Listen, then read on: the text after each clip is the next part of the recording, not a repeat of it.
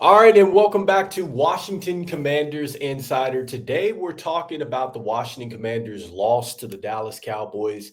And this was a tough game to watch. Look, I had to literally go back and just look at this game again before I went ahead and dropped this video today because this is a tough loss for the Washington Commanders. And so let's start with offensively, and let's start with Jaden Daniels. Look, if we have any questions about Jaden Daniels and his ability to be the starting quarterback for the Washington Commanders, look, I think that we have to put that aside because I think that when you need him to deliver, he absolutely delivers. And he gave the Washington Commanders a chance to win this football game. In fact, he had hit Terry McLaurin with, I think, about 20, 30 seconds to go. Terry McLaurin runs down, scores a touchdown, and all we had to do was kick the extra point. That would have tied the football game up. We would have been going to overtime, and then there's a chance that the Washington Commanders could possibly win this game, especially if they get the football back. I'd have to believe that the Washington Commanders would be able to go down and get the game-winning score. It would have been a bit of a challenge having to go against the Dallas Cowboys offense. I think that they were starting to heat up a little bit, but I think that we had a chance to win this football game, and I think that Jaden Daniels gave us that chance. And so even though he threw two interceptions today, and really kind of struggled throughout the day, still when we needed it, he made the plays possible. So Jaden Daniels for sure gets a game ball today. And then he also, too, what he did is he kept us on schedule running the football as well. His 7 carries for 74 yards. He had the lone touchdown of the day. And I love that about Jaden Daniels. Like, I like the fact that, he can be this multi-dimensional quarterback that can not only do it in the air, but he can also get you on the ground. And we see that he's healthy. And I think that the cutting ability and everything else and his ability to take contact, like he looked like the Jaden Daniels that we've been seeing before in the past week. So again, I think Jaden Daniels did everything he could. Obviously, he would like to take back the 2 interceptions. One of those interceptions was a Hail Mary at the end of the game. Terry McLaurin, 5 receptions, 102 yards, and a touchdown. Really, for the most part, Terry McLaurin, he was kept in check. It was until that last touchdown pass to Jaden Daniels that I talked about, where the Washington Commanders had a chance to win the football game. That's when he really got loose and he got the majority of his yards. But for the most part, the Dallas Cowboys were all over Terry McLaurin. They didn't give him a chance to make too many plays.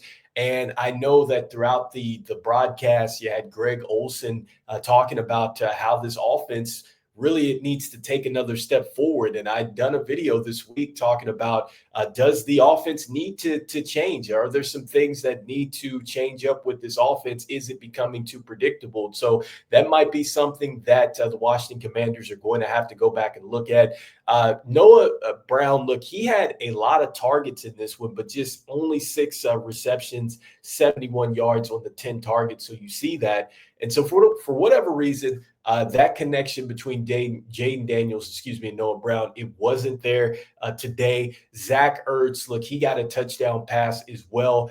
He had 8 targets and he got his 6 receptions for 38 yards. And so, yeah, I mean, it was a wild game because the Washington Commanders, they were turning the football over and we literally weren't taking advantage of that. And I think that that's like the key takeaway. It's almost like the Washington Commanders really played down to the Dallas Cowboys. And I mean, you have to give the Cowboys credit for winning the game, but I just feel like this was more like the Washington Commanders beat themselves more so than the Dallas Cowboys beat the Commanders. I don't know if that makes sense, but that's where I'm at with this game. And, just looking at the statistics with the Cowboys, look, Cooper Rush, I mean, they made him look like a Pro Bowl quarterback today. 24 of 32, 247, 2 touchdowns.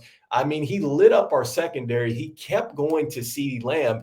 And you're not seeing a whole bunch of yards from CeeDee Lamb, but he was a constant as far as getting first downs. And I think that he kept them just really with the rhythm. And you know that this is just unacceptable when Rico Dowdle comes in and he has 19 carries for 86 yards. And look, this running game has really struggled. They didn't have all their offensive linemen. And so for him to come in and get 86 yards on you, close to 100 for the day, that is just that's unexcusable. The Commanders have got to find a way to win this football game. You got to find a way to stop this running game. I thought that they were going to be able to make the Dallas Cowboys one-dimensional. And yeah, I mean, Cooper Rush, these Cowboys, they continue to make big plays and stay on the field, sustain drives, and then they got hot in the fourth quarter and put up 24 points, which was ridiculous when you look at this. Look at the scoring chart here. I mean, all the scoring took place in the fourth quarter, but the Washington Commanders, they had this game and they let it slip away. There were several defensive lapses out there. The penalties that we had with St. Juste, that was unacceptable, where we let them go down with, I think, about 20 or 30 seconds left in the first half, and they got points to tie it up. That shouldn't have happened. We had some blown coverages. That's where they got the score, which led us down to get our score to tie it up, and then we missed the field goal. There were several missed field goals in this game, and that was unexcusable considering that we did get Austin Cyber back, and I know he's coming off the hip injury.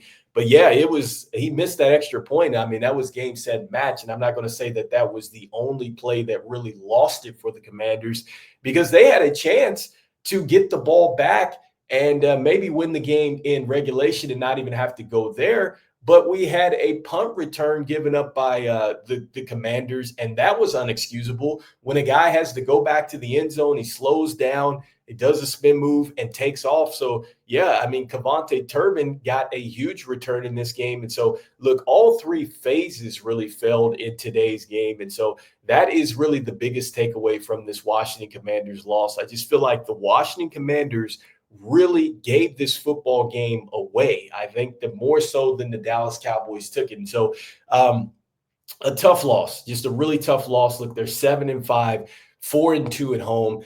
And the Washington Commanders have got to find a way to put it together. I mean, I just know that now this next week is going to be a huge week for the Washington Commanders. They have got to find a way to win, because look, teams that are set to win a division, teams that are set to make noise, they find ways to win these games. And that's what the Eagles did last week. That's why the Eagles are ahead of us right now. This is one of those growing moments for this team. They're going to have to wake up and they have to grow from this. And so this is a disappointing loss.